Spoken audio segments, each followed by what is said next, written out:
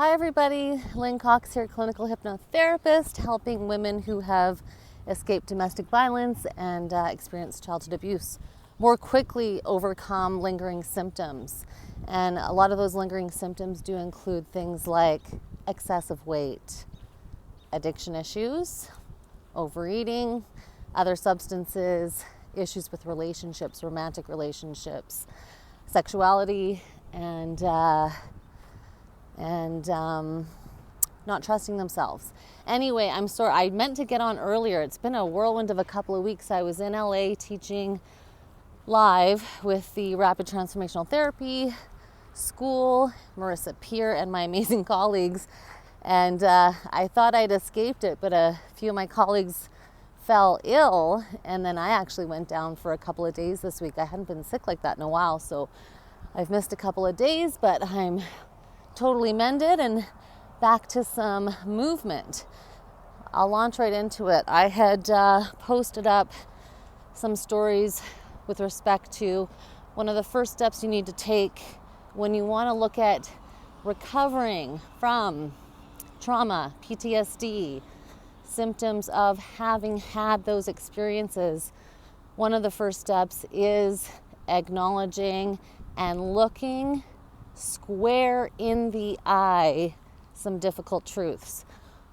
When people try to skip this step or try to partially do this step, like skirt around some things without having full realization, full recognition, eyes wide open recognition of difficult truths, it stunts their ability to more quickly recover and heal from what's happened to them, what's been done to them.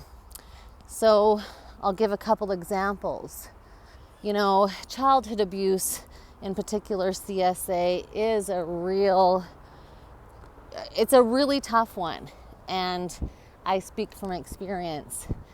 Until you're willing to look at the fact that, you know, people who were supposed to take care of you, family members who really should be, you know, prioritizing keeping children safe, healthy, nurtured, developing, for whatever reasons, either turned blind eyes or did terrible things themselves, until you're really able to look at that. And I've seen cases where it's been mothers, fathers, brothers, uncles, grandfathers, coaches, etc. Really just accept that these people did a horrible, I would say unforgivable thing. I think any kind of child abuse, and in particular physical and CSA, those things are, but you know, that's up to everybody. But until you're able to really accept the fact that it's typically people who are in loved, trusted, familial relationships that do these things to children. And that is a tough pill to swallow, because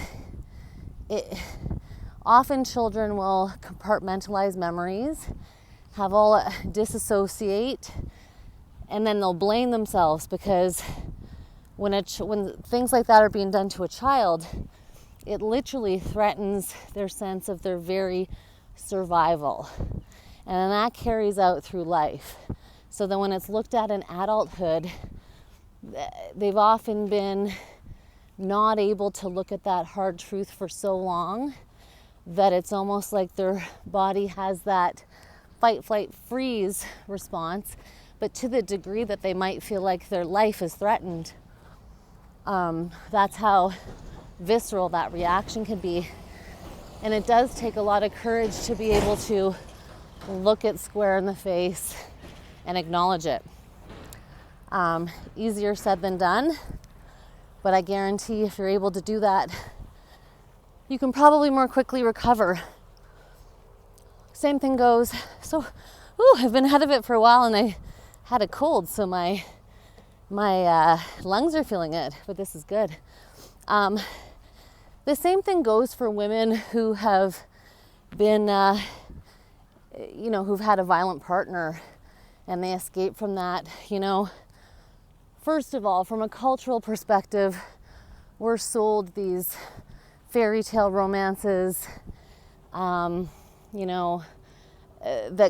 those kinds of themes and programs get locked in there without, I think, focusing enough on the need for mutual respect and care, as well as good community, like the functional skills that are required for a good, solid, nourishing relationship to take hold. So those themes, stories, beliefs kind of get carried through. And so I have heard a number of women really struggle with, how could he have done, I thought he loved me, how could he have done this to me, and until you're able to look it squarely in the eye and realize, it's a decision and then a realization. You can decide if you want, as an adult, you can decide if you want to be treated that way, because, and I know maybe this is not popular for me to say because there are financial concerns and sometimes children involved, yet there is always a decision point as an adult. So it's a decision whether or not you want to continue to be treated that way, and then the acknowledgement that, well, I had a role to play by being here, and clearly this person does not love me in the way that I thought they did, otherwise they wouldn't do X, Y, Z. And to look it in the face, fully see it, fully believe it. This is such a crucial step. It's like with people with different addictions. It's like I don't particularly agree with how like AA and NA, and I've worked with clients who are in these programs who do find them helpful to a degree. I don't believe with the way they say they're powerless against something. I think that's sending a wrong message consistently to your brain. But realization and recognition of hard truths, the spread across different types of healing modalities and groups like, 12-step recovery groups. And the same applies if you want to recover from the residual impacts and symptoms of having, have somebody having assaulted, abused you, either as a child or as an adult. Yet there is a caveat here, because I see this so much. There are so many coaches and therapists who, talk about, I talked about the difference between the left brain and the right brain, and how in a left brain dominant society, we are obsessed with picking the whole apart into minute pieces, defining everything and over-analyzing everything. So after the realization, and over-medicalizing everything, over-diagnosing things. So after the hard realization, a lot of people want to then slap a label on top of the why. Prime example that's so prominent out there in these therapy coaching channels I see is incessant talking about narcissistic abuse. Okay, you know what? I understand that people find some solace and comfort in knowing they're not alone. However, if you get too hung up on and too focused on why, the diagnosis of the person who did horrible things to you, you're looking in the wrong direction. It's actually totally disempowering. It's not effective. The only realization that is needed is that the action was wrong, hurtful, very likely illegal, detrimental. You see the impacts of it, and then you really do need to. It depends on if you're going, the police or the legal route, the injustice system route. there could be some required follow-up for that.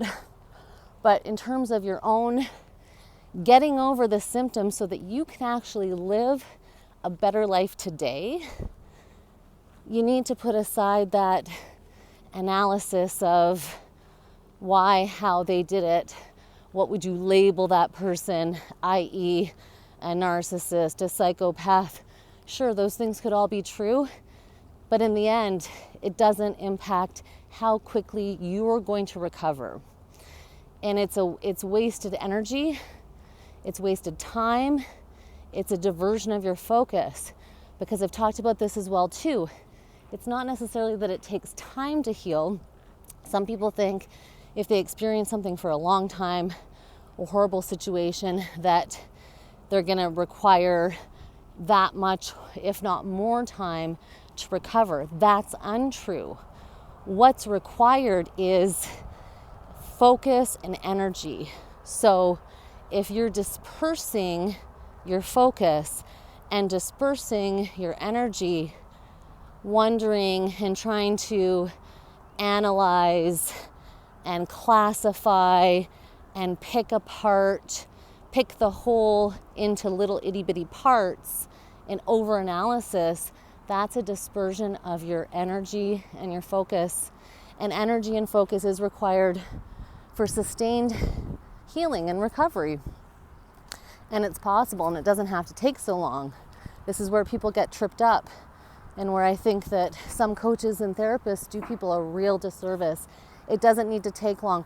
Once you can look at the hard truths and then figure out a way that you're able to recognize your patterns, your beliefs that are impacting how you're feeling and what you're doing and what you've done, and that those can be interrupted and rewired, you can actually have a much faster breakthrough than I think many would lead you to believe. Staring difficult truths square on in the mirror, absolutely required first step though. I'll talk more about these steps, and I am actually just thinking about a recent client who I saw who, pardon me, had been in regular therapy for at least 9 years by the time they reached out to me. We've had 2 sessions. The first, and I think I've said this before, there was a lot of terminology and language used by this client where I could tell they'd gone through many years of psychoanalysis, probably CBT, talk therapy, because there were so many terms and it was almost like they were separated from the emotion. That's another story that I put up, which I'll talk more about tomorrow. You need emotion. You need to tap into the emotion as well to kick the log, to let the stream flow and have some real healing. But that'll be for tomorrow. First step, hard truths. And then you move on from there. And don't disperse your valuable time, energy, and essence trying to medicalize or overanalyze whoever it was who did horrible things to you. Healing's possible. I'm a testament to it. My clients are. My colleagues' clients are. And anyone who tells you otherwise is lying. So that's all I have to say for now. Hope you're having a great day, and I'll be on more tomorrow. Bye.